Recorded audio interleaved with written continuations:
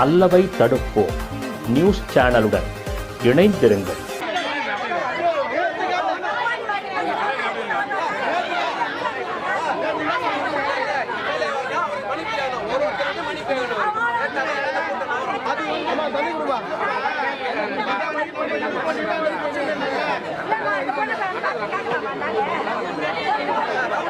கழிவுநீர் வீடுகளுக்குள் புகுந்ததால் பொதுமக்கள் சாலை மறியல்.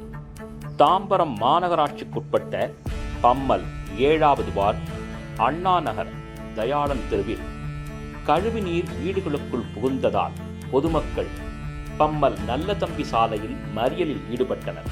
இதனால் அந்த பகுதியில் கடும் போக்குவரத்து நெரிசல் ஏற்பட்டது. உடனே பல்லாவரம் காவல்துறையினர் அந்த பகுதிக்கு விரைந்து சென்று மக்களை சமாதானப்படுத்த முயற்சி செய்தனர். போராட்டம் நடத்திய பெண்களை தரக்குறைவாக பேசியதாக தாம்பரம் மாநகராட்சி மண்டலம் 1 பம்மல் திமுக மண்டல குழு தலைவரை முற்றுகையிட்ட பொதுமக்களை கைது செய்து வலுக்கட்டாயமாக பேருந்தில் ஏற்றிய போலீசாரால் பரபரப்பு.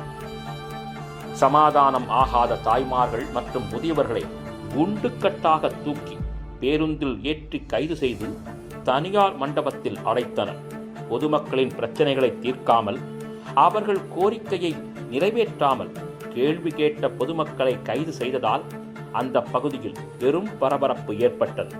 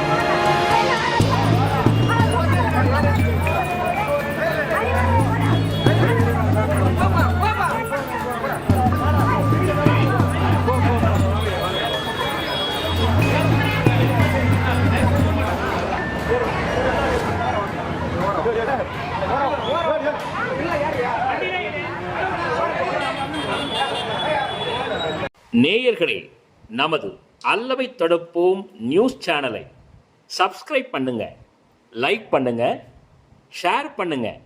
நன்றி.